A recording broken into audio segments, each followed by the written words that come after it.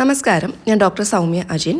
ഇന്നത്തെ video food safety officer എക്സാമിന് വേണ്ടിയിട്ട് എങ്ങനെ ടൈം ടേബിൾ സെറ്റ് ചെയ്ത് പഠിക്കാം എന്നതിനെക്കുറിച്ചിട്ടാണ്. നിങ്ങളിൽ പലരും ഫുഡ് സേഫ്റ്റി ഓഫീസർ എക്സാമിന് വേണ്ടിയിട്ട് മാത്രമായിരിക്കത്തില്ല പഠിക്കുന്നത് അല്ലേ? കാരണം പല ഡിപ്പാർട്ട്മെൻറ്റ് എക്സാംസ് ഇപ്പോൾ ഉടനെ വരുന്നുണ്ട്. അതിനുവേണ്ടി തയ്യാറെടുക്കുന്നവർക്കും കൂടി യൂസ്ഫുൾ ആവുന്ന രീതിയിലുള്ള ഒരു ടൈം ടേബിളാണ്. അതായത് വളരെ കുറച്ച് സമയം ഈ ഒരു ടൈം ടേബിളിന് വേണ്ടിയിട്ട് മാറ്റി വെച്ചാൽ മതി. ഞാൻ എഴുതിയ ബുക്ക് വാങ്ങിയിട്ടുള്ള കുട്ടികളാണെങ്കിൽ നിങ്ങൾക്ക് കുറച്ചും കൂടെ ഈസി ആയിരിക്കും. കാരണം ആ ബുക്ക് സിലബസ് ഓർഡറിലായതുകൊണ്ട് തന്നെ അതേ ഓർഡറിൽ പഠിക്കേണ്ട ആവശ്യമേ ഉള്ളൂ. അതായത് ആദ്യം നമ്മൾ ക്ലാസ്സുകൾ 2019 ചെയ്തിട്ടുണ്ട്.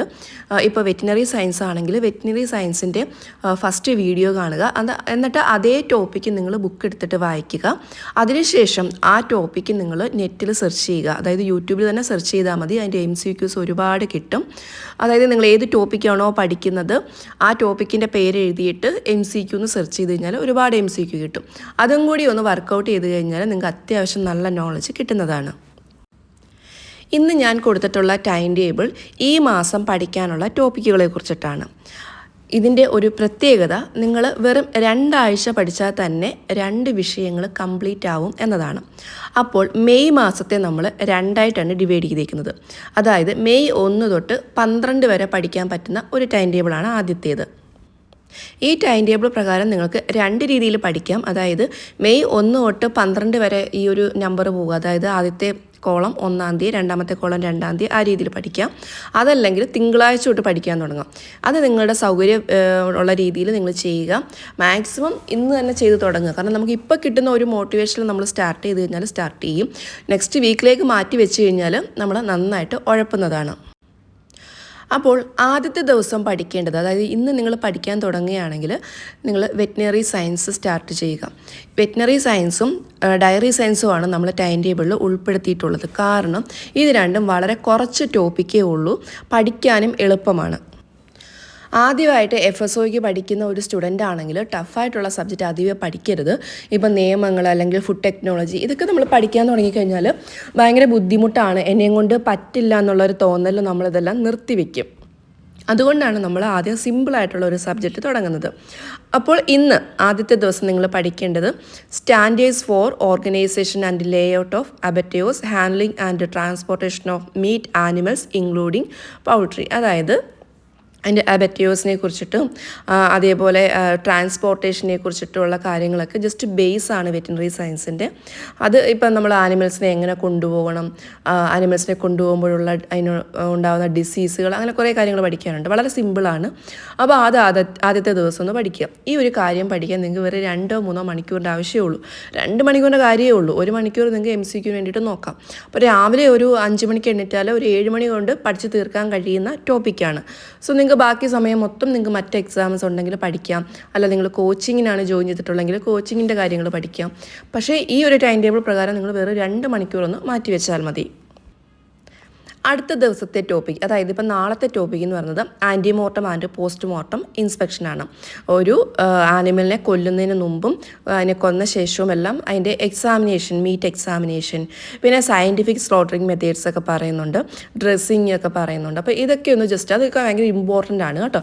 അതിൽ കുറച്ച് സമയം എടുത്ത് പഠിച്ചാലും കുഴപ്പമില്ല. അടുത്തത് 3-ാമത്തെ ദിവസം പഠിക്കേണ്ടതാണ്. അതായത് മറ്റന്നാളിൽ പഠിക്കേണ്ടത് എന്തൊക്കെയാണ്? Evaluation, grading and fabrication of dressed carcass, fraudulent substitution of the meat, preservations of meat and aquatic foods. അതായത് എങ്ങനെ ഗ്രേഡ് ചെയ്യാം, ഡ്രസ്ഡ് കർക്കസിനെയൊക്കെ എങ്ങനെ ഗ്രേഡ് ചെയ്യാം എന്നുള്ള കാര്യങ്ങൾ ഇവാലുവേറ്റ് ചെയ്യുക. പിന്നെ നമ്മൾ ഇതിനകത്ത് എന്തെങ്കിലും മായങ്ങളൊക്കെ ചേർത്തിട്ടുണ്ടോ, അല്ലെങ്കിൽ ചില മീറ്റിന് പകരം മറ്റു മീറ്റുകളൊക്കെ ഉൾപ്പെടുത്തും. ഇപ്പോൾ ഗോട്ട് മീറ്റിനകത്ത് ചിലപ്പോൾ ബീഫ് ഉൾപ്പെടുത്തും. അതൊക്കെ എങ്ങനെ കണ്ടുപിടിക്കാം. പിന്നെ പ്രിസർവേഷൻ ഓഫ് മീറ്റ്, ഇതെല്ലാം ഉൾപ്പെടുന്നതാണ് 3-ാമത്തെ ദിവസത്തെ ടോപ്പിക്കും. അതും ഭയങ്കര ഇമ്പോർട്ടൻ്റ് ആണ് കേട്ടോ. ഈ സബ്സ്റ്റിറ്റ്യൂഷൻ ഓഫ് മീറ്റൊക്കെ സ്ഥിരം ചോദിക്കുന്ന ക്വസ്റ്റ്യൻസാണ്. അടുത്തത് 4-ാമത്തെ ദിവസമാണ് ageing of meat, packaging of meat and meat products. Ageing of മീറ്റും ഭയങ്കര ഇമ്പോർട്ടൻ്റ് ആണ്. നമ്മൾ മാർബിളിങ് അങ്ങനത്തെ കുറേ കാര്യങ്ങളൊക്കെ പഠിക്കുന്നില്ല, അതെല്ലാം തന്നെ നല്ല ഇമ്പോർട്ടൻ്റ് ആണ്. ഇതിനെല്ലാം ഒരു 2 മണിക്കൂർ പഠിക്കേണ്ട ആവശ്യമേ ഉള്ളൂ. അടുത്തത് 5-ാമത്തെ ദിവസത്തെ ടോപ്പിക്കാണ് physio chemical microbiological quality of meat and aquatic food and food products, organic meat food products. Organic meat food പ്രോഡക്ട്സും ഭയങ്കര ഇമ്പോർട്ടൻ്റ് ആണ്. ഈ ടോപ്പിക്സ് എല്ലാം അങ്ങോട്ടുള്ള ടോപ്പിക്സ് എല്ലാം വളരെ ഇമ്പോർട്ടൻ്റ് ആണ്. ക്വസ്റ്റ്യൻസ് സ്ഥിരം ചോദിക്കുന്ന ഏരിയാസാണ്. അടുത്തത് ലാസ്റ്റ്, അതായത് ഈ ആഴ്ചയിലെ ലാസ്റ്റ് പഠിക്കാനുള്ളത് physical, chemical and nutritional functional characteristics of egg, preserving of egg and egg products, preservation and storage of the egg. Egg എന്നുള്ള ടോപ്പിക്കും നമ്മൾ ടെക്സ്റ്റിൽ പ്രത്യേകം കൊടുത്തിട്ടുണ്ട്. അത് ഇമ്പോർട്ടൻ്റ് ആയിട്ടുള്ള ടോപ്പിക്കാണ്, സ്ഥിരം ക്വസ്റ്റ്യൻസ് വരുന്ന ഒരു ഏരിയയാണ്. ഇങ്ങനെ പഠിക്കുകയാണെങ്കിൽ നിങ്ങൾ ഒരാഴ്ച കൊണ്ട് തന്നെ ഈ ടോപ്പിക്സ് എല്ലാം കംപ്ലീറ്റ് ചെയ്യുന്നതാണ്. ദിവസവും രാവിലെയോ അല്ലെങ്കിൽ രാത്രിയിലോ ഒരു 2 മണിക്കൂർ മാറ്റി വയ്ക്കുക. രാത്രിയിൽ മാറ്റി വയ്ക്കാതിരിക്കുന്നതാണ് നല്ലത്. കാരണം നമ്മൾ രാത്രി പഠിച്ചില്ലെങ്കിൽ പിന്നെ ആ ഒരു ദിവസം മൊത്തം വേസ്റ്റാണ്. അതേസമയം ഡെയിലി നിങ്ങൾ രാവിലെ പഠിക്കുകയാണെങ്കിൽ ഇനി ഒരു ദിവസം നിങ്ങൾ മിസ്സായാലും വൈകുന്നേരം വരെ നിങ്ങൾക്ക് സമയമുണ്ട്. എപ്പോഴെങ്കിലും നിങ്ങൾക്ക് ഒരു 2 മണിക്കൂർ കണ്ടെത്തി പഠിക്കാൻ കഴിയും. രാത്രിയിലേക്ക് മാറ്റി വയ്ക്കാതിരിക്കുന്നതാണ് നല്ലത്. ഇനി ഇത് നമ്മൾ പഠിച്ചാൽ മാത്രം പോരല്ലോ, നമ്മൾ ആദ്യമായിട്ട് പഠിക്കുന്ന കാര്യങ്ങളായതുകൊണ്ട് ഇത് പെട്ടെന്ന് മറന്നു പോവുകയും ചെയ്യും. സോ അതിന് നമുക്ക് എന്ത് വേണം? റിവിഷൻ വേണം. നെക്സ്റ്റ് വീക്ക് ഫുള്ള് നിങ്ങൾ റിവിഷനാണ് മാറ്റി വയ്ക്കേണ്ടത്.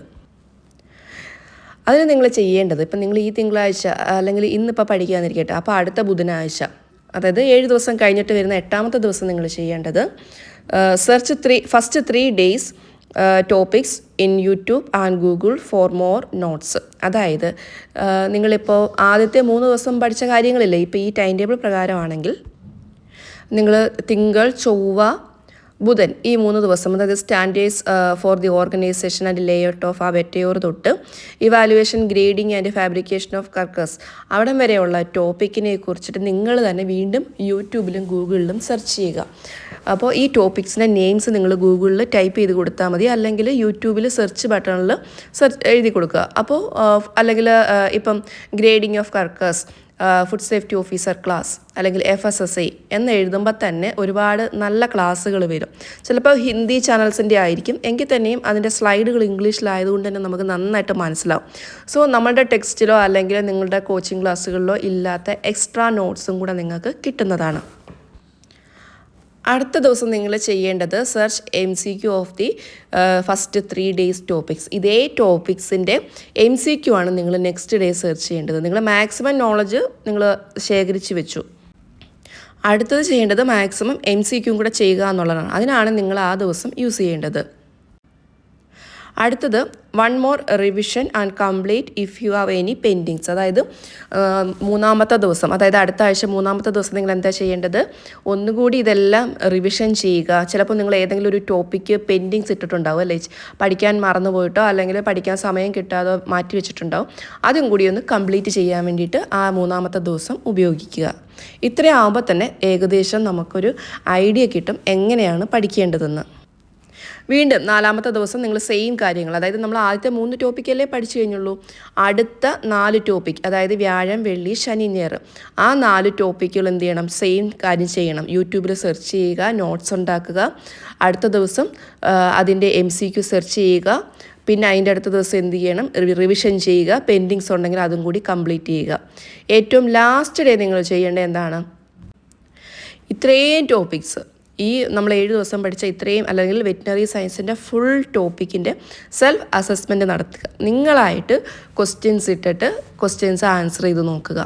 അതല്ലെങ്കിൽ എവിടെന്നെങ്കിലും നിങ്ങൾ വെറ്റിനറി സയൻസിൻ്റെ ക്വസ്റ്റ്യൻസ് ഡൗൺലോഡ് ചെയ്തിട്ട് നിങ്ങളൊന്ന് ചെയ്ത് നോക്കുക. അതും അല്ലെങ്കിൽ ഇപ്പോൾ കഴിഞ്ഞ കേരള പ്രീവിയസ് ക്വസ്റ്റ്യൻ പേപ്പറുകളെല്ലാം ഗൂഗിളിൽ കിട്ടും. അത് നോക്കിയിട്ട് വെറ്റിനറിയുടെ ക്വസ്റ്റ്യൻസ് മാത്രം ഒന്ന് വർക്കൗട്ട് ചെയ്ത് നോക്കുക. നമ്മളിതുവരെ മെയ് 14 വരെയുള്ള ടോപ്പിക്സാണ് പറഞ്ഞത്. ഇനി നിങ്ങൾക്ക് മെയ് 15 തൊട്ട് മെയ് 31 വരെയുള്ള ടോപ്പിക്കാണ്. മെയ് 31 വരെയൊന്നും വേണ്ടി വരത്തില്ല, ഒരു 27-നുള്ളിൽ തന്നെ ഇത് കംപ്ലീറ്റ് ചെയ്യുന്നതാണ്. ഇങ്ങനെ പഠിക്കുകയാണെങ്കിൽ നിങ്ങൾ 1 മാസം കൊണ്ട് 2 സബ്ജക്ട്സാണ് പഠിച്ച് തീർക്കുന്നത്. അപ്പോൾ ആദ്യത്തെ, അതായത് 1 മാസത്തിൻ്റെ പകുതി നമ്മൾ വെറ്റിനറി സയൻസ് പഠിച്ചു. ഇനി ഈ മെയ് മാസത്തിൻ്റെ ബാക്കി പകുതി പഠിക്കേണ്ടത് ഡയറി സയൻസ് ആണ്. കാരണം ഈ വെറ്റിനറിയും ഡയറി സയൻസും ഒരുമിച്ച് പഠിക്കുന്നത് നല്ലതാണ്. കുറച്ച് കണക്റ്റഡ് ആയിട്ടുള്ള അല്ലെങ്കിൽ ഏകദേശം ഒരേപോലത്തെ ടോപ്പിക് ആയതുകൊണ്ട് നമുക്ക് പഠിച്ചു തീർക്കാൻ വളരെ എളുപ്പമായിരിക്കും. അപ്പോൾ മെയ് 15-നാണ് നിങ്ങൾ സ്റ്റാർട്ട് ചെയ്യുന്നത്, അല്ലെങ്കിൽ ആ അടുത്ത ആഴ്ച, അതായത് മെയ് പകുതിയിൽ തിങ്കളാഴ്ചയാണ് സ്റ്റാർട്ട് ചെയ്യുന്നതെങ്കിൽ ആദ്യത്തെ ദിവസം എന്താണ് പഠിക്കേണ്ടത്? ഇത് ആ സിലബസ് ഓർഡർ തന്നെയാണ് കൊടുത്തേക്കുന്നത് കേട്ടോ. Composition of milk, physio chemical properties of milk, milk hygiene, milk microbiology, കുറച്ച് കാര്യമായിട്ട് പഠിക്കാനുള്ള, കുറച്ച് വാല്യൂസൊക്കെ പഠിക്കാനുള്ള ടോപ്പിക്കാണ്. അപ്പോൾ കുറച്ച് സമയം കൂടെ വേണ്ടി വരും. നേരത്തെ നമ്മൾ വെറ്റിനറി സയൻസിന് 2 മണിക്കൂറാണെങ്കിൽ ഇതിൻ്റെ ഒരു 3 മണിക്കൂർ വേണ്ടി വരും. അത് നിങ്ങൾക്ക് സ്പ്ലിറ്റ് ചെയ്തെടുക്കാം. രാവിലെ 1.5 മണിക്കൂറും വൈകിട്ട് 1.5 മണിക്കൂറോ, അല്ലെങ്കിൽ രാവിലെ തന്നെ 3 മണിക്കൂർ കൊണ്ട് പഠിച്ച് തീർക്കാൻ കഴിയുന്ന കാര്യങ്ങളാണ്. കുറച്ച് വാല്യൂസൊക്കെ ഉള്ളതുകൊണ്ടൊന്ന് കാണാതെ പഠിക്കേണ്ടി വരും. പക്ഷേ അത് ഭയങ്കര ഇമ്പോർട്ടൻ്റ് ആണ്. അത് പഠിച്ചേ പറ്റുള്ളൂ. അടുത്തത് 2ാമത്തെ ദിവസമാണ് മാർക്കറ്റ് മിൽക്കിൻ്റെ കളക്ഷന്, കൂളിങ്, ട്രാൻസ്പോർട്ടേഷന്, ക്ലാരിഫിക്കേഷന്, സ്റ്റാൻഡർഡൈസേഷന്. അത് വളരെ കുറച്ച് വായിച്ച് പഠിക്കാവുന്ന കാര്യങ്ങളേ ഉള്ളൂ. ഭയങ്കര ടഫായിട്ടുള്ള കാര്യങ്ങളൊന്നും അല്ല. അടുത്തത് 3ാമത്തെ ദിവസത്തെ ഭയങ്കര ഇമ്പോർട്ടൻറ്റ് ടോപ്പിക്കാണ് ഹോമോജനൈസേഷൻ. കഴിഞ്ഞ പ്രാവശ്യം ക്വസ്റ്റ്യൻ ചോദിച്ച ടോപ്പിക്കാണ്. പിന്നെ പാസ്ചറൈസേഷനും ചോദിക്കാറുണ്ട്, UST ചോദിക്കാറുണ്ട്, സ്റ്റെറിലൈസേഷൻ ആൻഡ് പാക്കേജിങ് ഭയങ്കര ഇമ്പോർട്ടൻ്റ് ആണ്. അതിനൊരു 4 മണിക്കൂർ എടുത്താലും കുഴപ്പമില്ല. നിങ്ങൾ ഇത്രയും ദിവസം ടൈം ടേബിൾ വെച്ച് പഠിക്കുന്നത് കൊണ്ട് തന്നെ നിങ്ങൾക്ക് സമയം മാനേജ് ചെയ്യാനും നിങ്ങൾ പഠിച്ചു തുടങ്ങും. നിങ്ങൾ 2 മണിക്കൂറാണ് വെറ്റിനറി സയൻസ് പഠിച്ചുകൊണ്ടിരുന്നതെങ്കിൽ നിങ്ങൾക്ക് ഒരു ഏകദേശ ഐഡിയ കിട്ടും ഡയറി സയൻസ് പഠിക്കാൻ തുടങ്ങുമ്പോൾ എങ്ങനെ ടൈം മാനേജ് ചെയ്യണമെന്ന്. സോ ഒരു 4 മണിക്കൂറെങ്കിലും ഈ ഒരു ടോപ്പിക്സ് പഠിക്കാൻ എടുത്താലും കുഴപ്പമില്ല. അത്രയ്ക്ക് നല്ല ഇൻട്രസ്റ്റിംഗ് ആയിട്ടുള്ള അല്ലെങ്കിൽ നല്ല ഇമ്പോർട്ടൻ്റ് ആയിട്ടുള്ള ഒരു ടോപ്പിക്കാണ് ഈ ഒരു പാസ്ചറൈസേഷനും ഹോമോജനൈസേഷനും സ്റ്റെറിലൈസേഷനും ഒക്കെ. അടുത്ത 4ാമത്തെ ദിവസത്തെ ടോപ്പിക്കാണ് test for milk quality and detection of adulterants. അതും ഭയങ്കര ഇമ്പോർട്ടൻ്റ് ആണ്. മിൽക്ക് ടെസ്റ്റുകളൊക്കെ കുറച്ച് കാര്യമായിട്ട് പഠിക്കുന്നത് നല്ലതാണ്. സോ അതിനൊരു 3 മണിക്കൂർ എടുക്കാവുന്നതാണ്. അടുത്തത് 5ാമത്തെ topic definition, classification, composition of packaging, storage and defects of the milk products. ഇനി നമ്മൾ പഠിക്കാൻ പോകുന്നതെല്ലാം മിൽക്ക് പ്രോഡക്ട്സ് ആണ്. അപ്പോൾ അതിൽ ആദ്യത്തെ ടോപ്പിക്ക് പഠിക്കേണ്ടത് ക്രീം, മലായി, ദഹി എന്നിവയാണ്. അത് തന്നെ കുറച്ച് കാര്യമായിട്ടുണ്ട്. അതിൻ്റെ ടെമ്പറേച്ചർ, അതിൻ്റെ സ്റ്റോറേജ്, ബാക്കി അങ്ങനെ കുറേ കാര്യങ്ങൾ പഠിക്കാനുണ്ട്. അപ്പോൾ അത് നിങ്ങൾക്ക് 4ാമത്തെ ദിവസം പഠിക്കാവുന്നതാണ്. അടുത്തത് 6ാമത്തെ ദിവസം നിങ്ങൾക്ക് ഈ ബാക്കി മിൽക്ക് പ്രോഡക്ട്സ് പഠിക്കാം. യോഗർട്ട്, പനീർ, ചീസ്, പിന്നെ evaporated milk, condensed milk, milk powder, ഇതൊക്കെ കുറച്ച് കാര്യമായിട്ട് പഠിക്കാനുണ്ട്. അപ്പോൾ അതിന് നിങ്ങൾക്ക് 6ാമത്തെ ദിവസം യൂസ് ചെയ്യാവുന്നതാണ്. മിൽക്ക് പ്രോഡക്ട്സ് എല്ലാം കൂടി ഒരു ദിവസം പഠിക്കാതെ ഇങ്ങനെ 2 ദിവസം ആക്കുക. അതായത് ഫ്രൈഡേയും സാറ്റർഡേ ആയിട്ട് ഡിവൈഡ് ചെയ്ത് പഠിക്കാവുന്നതാണ്. അടുത്തത് സൺഡേ അല്ലെങ്കിൽ ലാസ്റ്റ് ഡേ ആണ് 7ാമത്തെ ദിവസം പഠിക്കേണ്ടത്. ബാക്കി മിൽക്ക് പ്രോഡക്ട്സ് ആണ്. ബട്ടർ, അതേപോലെ ഗീ, ചക്ക, ശ്രീഖണ്ഡ്, ഇൻഡിജിനസ് മിൽക്ക് പ്രോഡക്ട്സ്, പിന്നെ വേ പ്രോഡക്ട്സ്, എഡിബിൾ കേസിൻ പ്രോഡക്ട്സ്, അങ്ങനെ കുറേ പ്രോഡക്ട്സിനെ കുറിച്ചിട്ട് പഠിക്കാനുണ്ട്. അതിൽ ഗീ ഒക്കെ ഇമ്പോർട്ടൻ്റ് ആണ്. അതുകൂടി ഒന്ന് ലാസ്റ്റ് ഡേ ഒന്ന് പഠിക്കുക. ഇങ്ങനെ ഒരാഴ്ച കൊണ്ട് നിങ്ങൾ ഡയറി സയൻസ് തീർക്കാൻ കഴിയുന്നതാണ്.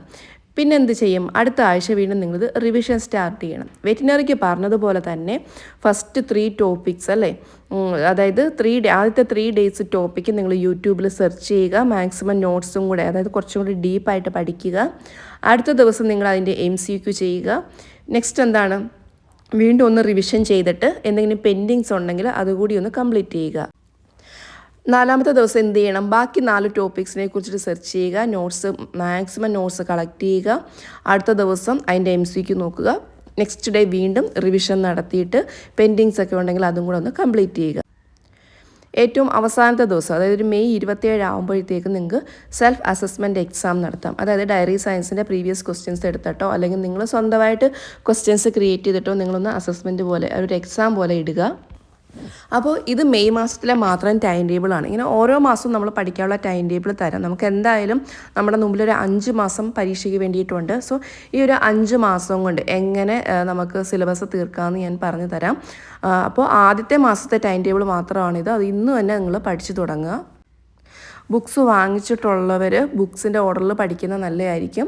കാരണം അത് സിലബസ് ഓർഡറിൽ തന്നെ ഉള്ളതാണ്. അതിൽ കൂടുതൽ നോളജ് നിങ്ങൾ പറ്റുമെങ്കിലും മാക്സിമം കളക്ട് ചെയ്യുക. അത് നിങ്ങൾക്ക് സെർച്ച് ചെയ്ത് മാത്രമേ പഠിക്കാൻ കഴിയുള്ളൂ. ഇപ്പോൾ നമ്മളുടെ ഡിസ്കഷൻ ഗ്രൂപ്പിലും വന്ന കാര്യമാണ് കോച്ചിങ്ങിന് ജോയിൻ ചെയ്യണോ വേണ്ട എന്നുള്ളത്. കോച്ചിങ്ങിന് ജോയിൻ ചെയ്തിട്ടും ഭയങ്കര യൂസ്ഫുള്ളായിട്ടുള്ള ഒരു അഭിപ്രായമൊന്നും നമുക്ക് കിട്ടിയിട്ടില്ല. അപ്പോൾ അത് കാരണം എല്ലായിടത്തും ലിമിറ്റഡ് നോളജ് മാത്രമേ ഡെലിവറി ചെയ്യത്തുള്ളൂ. സോ നിങ്ങൾ സ്വന്തമായിട്ട് ഒരു കണ്ടൻറ്റ് നിങ്ങളുടെ കയ്യിലുണ്ടെന്നിരിക്കട്ടെ.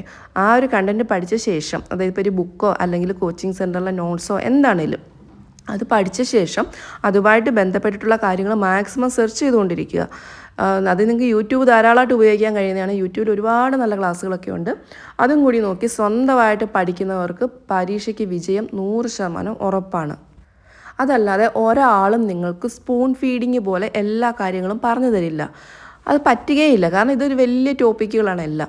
സ്വന്തമായിട്ട് സെർച്ച് ചെയ്ത് മാക്സിമം ക്വസ്റ്റ്യൻസ് ഒക്കെ വർക്കൗട്ട് ചെയ്യുന്നതാണ് ഏറ്റവും നല്ലത്. കഴിഞ്ഞ പ്രാവശ്യത്തെ കുട്ടികളും അങ്ങനെ തന്നെയാണ് ചെയ്തത്. അവർക്ക് 8 മാസം പഠിക്കാനുണ്ടായിരുന്നു ലോക്ക്ഡൗൺ ആയതുകൊണ്ട്. എല്ലാവരും ഗ്രൂപ്പ് സ്റ്റഡി ആയിട്ടും സ്വന്തമായിട്ടും ഒക്കെ മാക്സിമം സെർച്ച് ചെയ്ത് പഠിച്ചതുകൊണ്ടാണ് അവർക്കെല്ലാം കിട്ടിയത്. MCQ ബുക്കിനെ കുറിച്ച് ചോദിക്കുന്നവരും ഉണ്ട്. MCQ ബുക്ക് നമ്മൾ മാക്സിമം അടുത്ത മാസത്തേക്ക് ഇറക്കും. അതിൻ്റെ വർക്ക് നടക്കുകയാണ്. നമുക്ക് വേണമെങ്കിൽ എവിടെയെങ്കിലുമൊക്കെ ക്വസ്റ്റ്യൻസ് ഡൗൺലോഡ് ചെയ്തൊരു MCQ ബുക്ക് ആക്കാം. പക്ഷേ അതിൻ്റെ ആവശ്യമില്ല. നമ്മൾ നോട്ട്സിൽ നിന്നും ഓരോ ലൈൻസിൽ നിന്നും മാക്സിമം ക്വസ്റ്റ്യൻസ് ഉണ്ടാക്കിയിട്ടാണ് MCQ ചെയ്യുന്നത്. സോ സിലബസ് ഓർഡറിലുള്ള MCQ ബുക്കാണ് ഇറക്കുന്നത്. സോ നെക്സ്റ്റ് മന്ത് നമ്മളത് മാക്സിമം പബ്ലിഷ് ചെയ്യും. ഫുഡ് സേഫ്റ്റി ഓഫീസർ ബുക്ക് വാങ്ങിക്കാനായിട്ട്, അതായത് തിയറി ബുക്ക് വാങ്ങിച്ചിട്ടില്ലാത്തവർക്ക് വേണ്ടിയിട്ട് അതിൻ്റെ ലിങ്ക് ഫസ്റ്റ് കമൻറ്റിൽ കൊടുത്തേക്കാം. ഇനി പലർക്കും പഠിക്കാനുള്ള മോട്ടിവേഷൻ ഇല്ല എന്നാണ് തോന്നുന്നത്. ആദ്യത്തെ ആ ഒരു എനർജി നിങ്ങൾക്ക് ഇപ്പോൾ കുറഞ്ഞിട്ടുണ്ടാകും. അത് നമ്മൾ ഏത് എക്സാമിനാണെങ്കിലും അങ്ങനെ തന്നെയാണ്. സോ അതിനെക്കുറിച്ച് എങ്ങനെ ഡെയിലി മോട്ടിവേറ്റ് ആയി എങ്ങനെ പഠിച്ചുകൊണ്ടിരിക്കാം എന്നതിനെക്കുറിച്ച് മറ്റൊരു വീഡിയോയിൽ പറയാം. അപ്പോൾ നിങ്ങൾക്ക് ഈ വീഡിയോയെക്കുറിച്ചിട്ടുള്ള സജഷൻസും കമൻസും ഒക്കെ നിങ്ങൾ കമൻറ്റ് സെക്ഷനിൽ രേഖപ്പെടുത്തുക. നന്ദി.